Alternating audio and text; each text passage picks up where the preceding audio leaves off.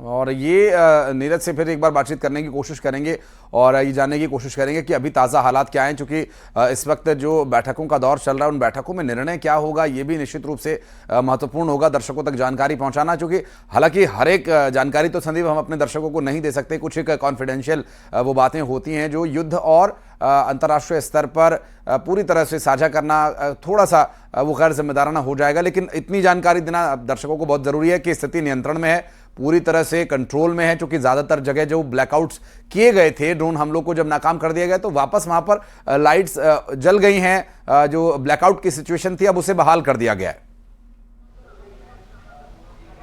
बिल्कुल, जिस तरीके से बॉर्डर पे ब्लैकआउट चल रहा था और पाकिस्तान ड्रोन अटैक कर रहा था, वहाँ पे स्थिति नियंत्रण के पाकिस्तान जितने भी ड्रोन भेजे थे वो मार गिराए गए। अब सोचना पाकिस्तान को है, भारत को नहीं सोचना है, क्योंकि अब भारत उस पर काउंटर अटैक करेगा और भारत ने जो भी टारगेट तय किए होंगे उसको सफलतापूर्वक अंजाम देगा। जैसे कि पिछली बार काउंटर अटैक किया था, भारत के 100% जो टारगेट तय किए गए थे उसका सफलता दर 100% आई थी। इसीलिए पाकिस्तान पूरी तरीके से घबराया हुआ है। अब उसको खुद को संभलना है। अब भारत पे अटैक करने के सोचने के बजाय खुद को संभलना है कि कैसे वो संभल पाए। लेकिन उसका एयर डिफेंस सिस्टम खराब हो चुका है, तो पाकिस्तान की जो आवाम है उसमें बड़ी घबराहट है। यहाँ तक कि जो उसके आर्मी अफसर हैं या पॉलिटिकल जो लीडर हैं उनमें भी घबराहट है। आप देख सकते हैं जिस तरीके से कल भारत ने बड़ी तीव्रता के साथ काउंटर अटैक किया था, उसके बाद जो पाकिस्तान के प्रधानमंत्री हैं उनका वीडियो संदेश भी देश के नाम जारी नहीं होता, उन्होंने ऑडियो संदेश जारी किया। कहा यह भी जा रहा था कि उन्हें सुरक्षित ठिकाने पे ले जाया गया, यानी कि बंकर में ले जाया गया है। उनकी हिमाकत ये भी नहीं थी कि वीडियो संदेश से देश की जनता को बताते कि कंडीशन क्या है। उन्होंने ऑडियो संदेश जारी किया गया था क्योंकि इस तरीके से घबराए हुए थे। यहाँ तक कि उनके रक्षा मंत्री हैं, जिस तरीके से उनके बयान आ रहे हैं, उनकी इंटरनेशनल स्तर पर फजीहत हुई।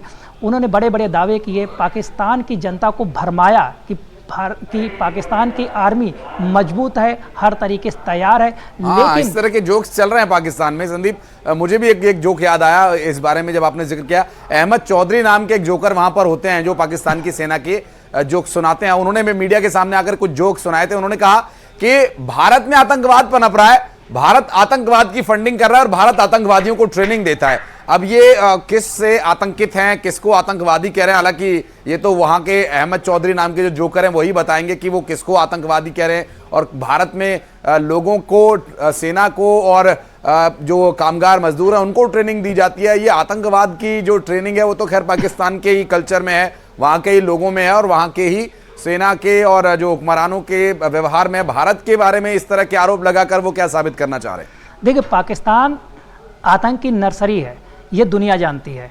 तमाम देशों ने सीधे तौर पे इसीलिए भारत का समर्थन किया है और ये भी कहा है कि भारत आतंकवाद को समाप्त करने के लिए प्रतिबद्ध है।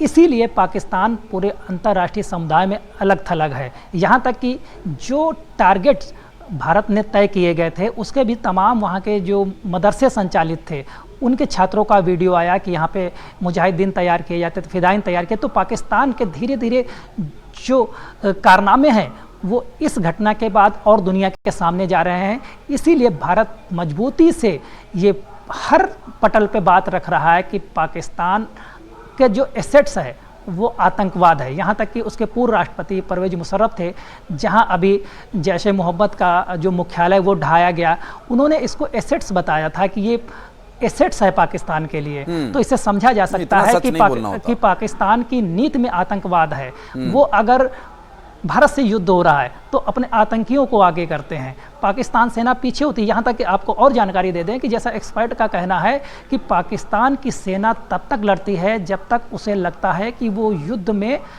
विजय हासिल कर रहे हैं या आगे बढ़ रहे हैं, और जैसे ही उन पे तगड़ा प्रहार होता है तो चौकियाँ छोड़कर भागने लगते हैं। यही हालात कल के काउंटर अटैक में जब भारत की थल सेना ने यहाँ के तोप के गोले बरसाए तो तमाम चौकियाँ छोड़कर पाकिस्तान के सैनिक भाग गए। यहाँ तक कि अपना साजो सामान, सैन्य उपकरण वहीं छोड़कर भाग गए। सुबह उनकी हालत देखने आए चौकियों का हाल क्या है। हमेशा से पाकिस्तान सेना में जोश का जो है काफ़ी कमी रही, कायरता के तौर पे उसको पहचान। जितने भी युद्ध भारत से लड़े खासकर उसमें उसको हार मिली। जो भारत ने अभी एयर स्ट्राइक की थी, उसके बाद विश्व के जितने भी प्रमुख देश हैं जिनकी सेना टॉप में मानी जाती है, वहाँ के पायलट्स ने भारत के पायलट्स की जो है प्रशंसा की है कि उन्हें भारतीय पायलट्स पे भरोसा है। इस युद्ध में जो संघर्ष चल रहा है, पाकिस्तान के पायलट्स पे भी भरोसा नहीं, क्योंकि जितने भी उनके फाइटर आए वो मार गिराए गए। आपके पास अगर उपकरण हैं लेकिन उसके लिए दस्ता नहीं है, उनकी ट्रेनिंग अच्छी नहीं, जबकि भारत की सेना लगातार हाई क्वालिटी की ट्रेनिंग लेती है। जो विश्व की ताकतवर सेनाएं उनके साथ उनका युद्धाभ्यास होता है, चाहे वो थल सेना का हो, एयरफोर्स का हो या फिर नेवी का हो, लगातार युद्धाभ्यास करती है। जो भी दुनिया की बेस्ट सेना है उनके साथ युद्धाभ्यास, पाकिस्तान के साथ अन्य देश युद्धाभ्यास करने से भी कतराते हैं, उनके साथ अपनी तौहीन समझते हैं कि इस सेना के साथ युद्धाभ्यास करें। यहाँ तक कि अभी श्रीलंका के साथ उसका युद्धाभ्यास होना था, लेकिन भारत के साथ तनाव देखकर श्रीलंका ने युद्धाभ्यास पाकिस्तान की सेना के साथ करने से मना कर दिया। चारों तरफ से पाकिस्तान हर पटल पे मात खाता है, लेकिन इसके बावजूद सुधरने का नाम नहीं ले रहा है।